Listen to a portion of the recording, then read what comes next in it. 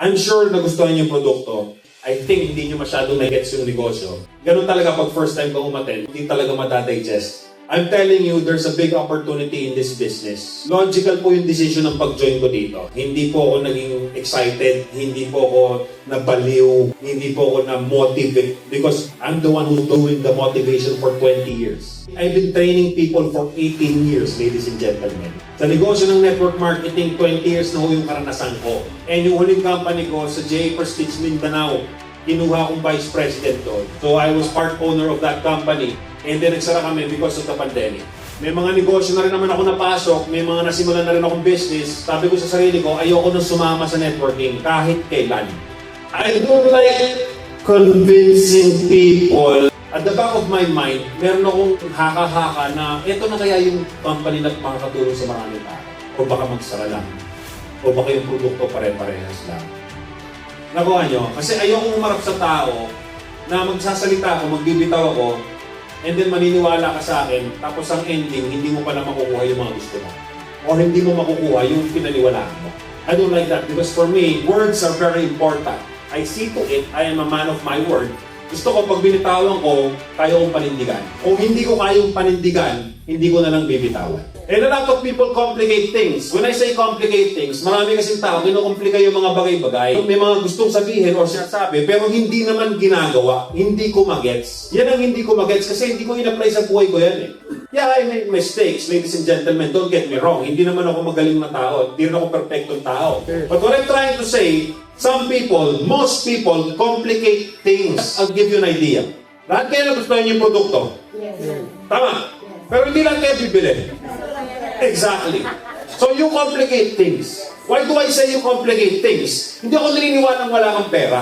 Kasi pag pumunta ka sa bahay mo, kalokohan na wala kang TV. At yung TV mo, mahal pa sa 10,000. You buy things that you don't need. Now, when we show you something important, na product na pwedeng makakure ng duleng, makarestore ng banlag, maayos yung mga sakit-sakit kung ano man yan, tapos sabihin mo wala kang pera, it doesn't make sense. You complicate things. Pero pag pumunta ka sa bahay, ang mamahal ng gamit mo.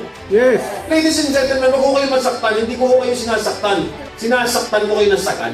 Kasi ang mga tao, matitigas ang ulo. Kaya tayo nahihirapan sa buhay. Nakuha niyo ibig ko sabihin? When I understood that, I changed my point of view. Binago ko yung pananaw ko. Nung naintindihan ko yung mga bagay na yan, hindi ko na kinukomplika yung mga bagay-bagay. When I say something, I do it. Pag hindi ko kaya, I don't say it. Gusto ko na lang, ganda ng sarili ko. Kailan kasali? Hindi ko alam eh. Nakakapera eh. Don't get me wrong. Kahit mga pamilya ko, mga kaibigan ko, ganun din po. At para sa akin, walang sense. Bago nagtataka sila, walang nangyayari sa buhay nila, nagtaka ka pa. Kasi kinukomplika mo yung buhay mo eh. Nasabihin sa akin, gusto kong gumaling. Talaga gusto mong gumaling? Oo, gusto kong gumaling. So you're gonna do anything or you're gonna do everything para gumaling ka? Yes. Pero pag pinakita mo ng ganito, wala akong pera. Pero magugulat ka magpupunta ng ospital. Magugulat ka magbabayad sa doktor. Magugulat ka mangungutang para sa doktor. Don't get me wrong, my mom is a doctor. Nanay ko medical doctor.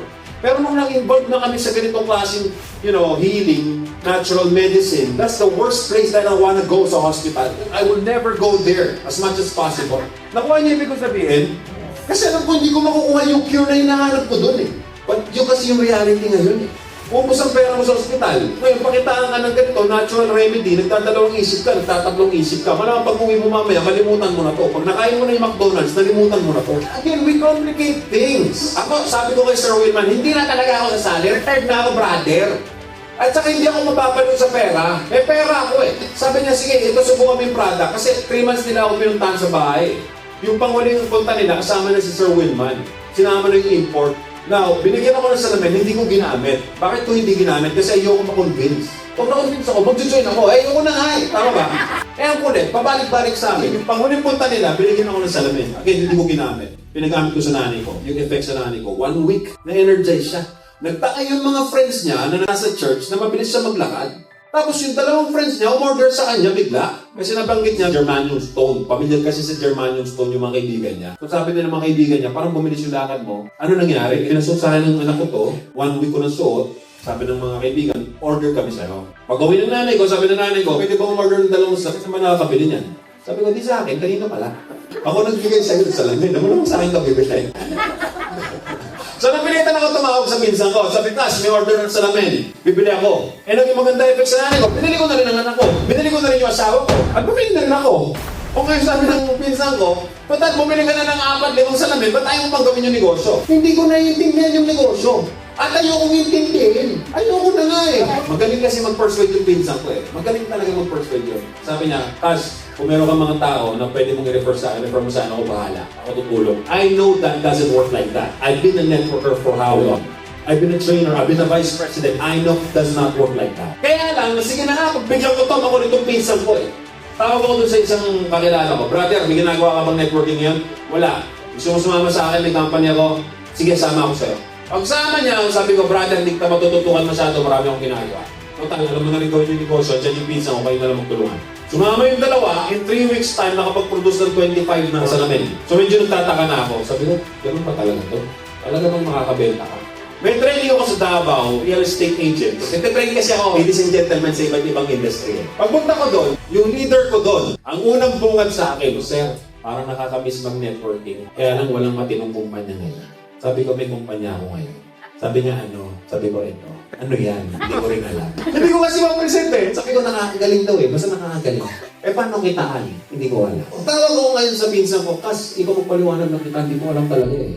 Paliwanag ng pinsan ko, after 3 weeks, lumuwas yung Manila. You know what? Almost 2 months na sila member ng company. They produced 1.7 million sales. Nahiya na ako kasi wala pa akong ginagawa, kumikita na ako. Parang hindi tama.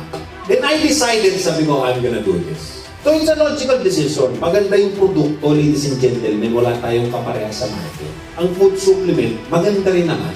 Kaya lang isang atutak na food supplement na.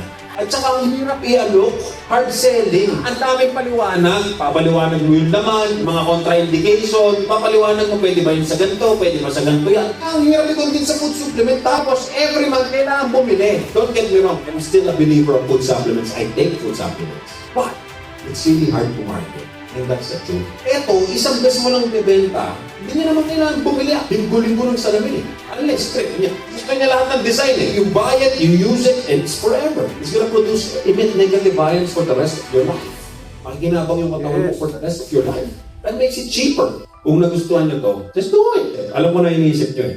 Ang galing mo magsalita sa akin. Nako-convince kami. Kino-persuade mo kami. Sinesales talk mo kami. Eto sagot ko. Tama ba? Sinesales talk talaga kita. Eh ano pa lang ginagawa ko dito kung di kita i-sales talk? Nagkwento ka ng movie, nagkwento ka ng pelikula, nagkwento ka ng palabas, di ka kumita. Ito yung worst. Paglabas mo dyan sa McDonald's mamaya, pag namasahe ka pa uwi, pinagkakitaan ka ng jeep. Yung bahay mo, binabayaran mo ng renta, pinagkakitaan ka ng landlord. Yung Meralco mo, babayad ka ng kuryente, pinagkakitaan ka ng Meralco. Yung wifi mo, yung cellphone mo, pinagkakitaan ka ng smart globe at kung ano man yan. Yung tubig mo, pinagkakitaan ka ng nawasa, kung ano man yan. Yung tuition pinanganak mo, pinagkakitaan ka ng eskwelahan. Yung sa ospital, pinagkakitaan ka ng doktor. Lahat ng galaw mo, pinagkakitaan ka. Dito, pagkakitaan ka man namin, tutulungan ka namin kumita. Hindi na pagkakaiba. Kasi kung kumita man kami sa'yo, it's fine. Bakit? Tutulungan ka namin kumita. Kasi kung maintindihan niyo yung logic na piniliwanag kanina ni Sir Wilman, simple lang naman eh. Hindi naman kikita ng malaki yung nasa taas kung hindi niya tutulungan yung nasa baba. Ganun naman ang logic dito eh. Kaya yung mga nagsasabi na ako, pangit ang networking. Pangit. Hindi pangit ang networking. Ang pangit yung tao. Kasi sila yung sumisira sa networking. Nakuha niya ibig sabihin. Pero yung networking na system is really good. Kung hindi ko naging networker, hindi ko magagawa kung ginagawa yung ginagawa ko ngayon. Kaya huwag mo sabihin sa akin ang pangit ko. Hindi ito pangit. Yung mga tao behind networking ang pangit. Kuwera lang kami. So let's make it simple. Nagustuhan mo, join ka. Hindi mo nagustuhan, huwag ka mag-join. Simple. Nagustuhan mo, pero tingin mo hindi makakatulong sa'yo. Huwag ka mag-join. Ulitin ko, nagustuhan mo, pero tingin mo hindi makakatulong sa'yo. Eh, di mo ka mag-join. Tama ba? Hindi mo nagustuhan, pero tingin mo makakatulong sa'yo. Eh, di mag-join ka. It's very simple. Kasi kung pride lang yung papairarin ko, ba't ko papansinin yan? I don't care. I've been here long enough. I don't care kung ano man yung kita-kita dyan. But then there's something beautiful here. Something that can help a lot of people, can help you, can help others you know. And at the same time, you can make money. It's a win-win situation for everybody, right? Kaya sa akin lang, huwag mo nang patumpik-tumpik. Gawin na natin to. Sayang yung time. Believe me, 2-3 years from now, meron ulit maghahanap sa'yo. Sigurado ako dyan. Ang sasabihin mo, sayang. Inimbitahan ako 2 years ago, hindi ako nag-join.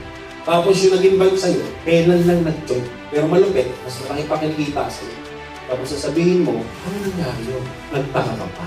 Ganyan ang mga tao. Pare-parehas ang tao, ganyan mag-isip. Kaya kung gusto mo maiba yung resulta, kailangan mag-iba yung isip. Kung gusto mo mag-iba yung resulta, kailangan iba yung ginagawa mo. I encourage you, pinipilit ko na kayo. Tama na yung mga pinagagawa natin sa buhay. Ilang 8,000 nang naubo sa'yo. Wala namang bumalik. Dito, bumili ka ng salamin, nakatulong yung salamin, doon pa lang sulit na. And plus, I encourage you, since bumili ka na, gawin mo na rin yung business para kumita ka. Problema mo pera, ang solusyon pera. Ganun lang yun. Ang hindi solusyon yung magmaktol. Wala ka naman akong pera, ang hirap ng buhay, walang pera. Ano gagawin natin? Ganap ng pera. Tama. Eh, hindi, araw-araw, wala na namang pera, ang hirap ng buhay, DPWs, mga magnanakaw. Ulit-ulit. Ang focus ko, solusyon. Anong solusyon? Ang sakit ng ulo, anong solusyon? Walang pera, anong solusyon? Focus sa solusyon. Ano mabago buhay mo? Focus mo dapat, solusyon, hindi problema. Ang tao kasi walang ginawa kundi mga problema. Kami na nagpakita ng oportunidad, ikaw na bahalang gumawa ng paraan sa pera. Pwede ka manghingi. Kung talaga makapal ang mukha mo, manghingi ka na lang. 8,400. Mahirap manghingi sa isang tao na 8,400. Parang pinasa mo yung krus mo. Pero pwede kang manghingi sa kamag-anak mo kung ikaw ay maayos na tao. Natigtat at 2,000, 2,100 sa bawat kamag-anak mo. Kung ikaw ay maayos na tao. So malamang wala kang mahingian kasi hindi ka maayos. O, sige, i-divide na lang natin. 1,050. Walang tao. Hindi masyado mabigat. Pero malamang wala namang bigay sa'yo. Ito pinakamadali. 8,400 na tao, 50 piso. Natingin ko kaya mo nang gawa ng paraan yan. Ang point ko, kung gusto may... Ayaw maraming tayo. Pag nag-join ka dito, i-guide ka namin step by step. Nagtitrain kami ng mga tao, ka mag-alala. Kung hindi mo kaya gawin to, tuturuan ka namin kung paano mo kayanin. Hindi ako galit. Tuturuan ka namin. Isasaksak namin sa kokote mo. Kung paano gawin itong negosyo to. Madali ba to? Hindi. Wala namang madali eh. Walang madali. Lahat ng bagay sa mundo, mahirap. Yung wala kang ginagawa, mahirap din eh. Tapos nagreklamo ko ng pera. Araw-araw nagreklamo, wala nang ginagawa. Ito, mahirap man. May pupuntahan. Basta may gawin ka.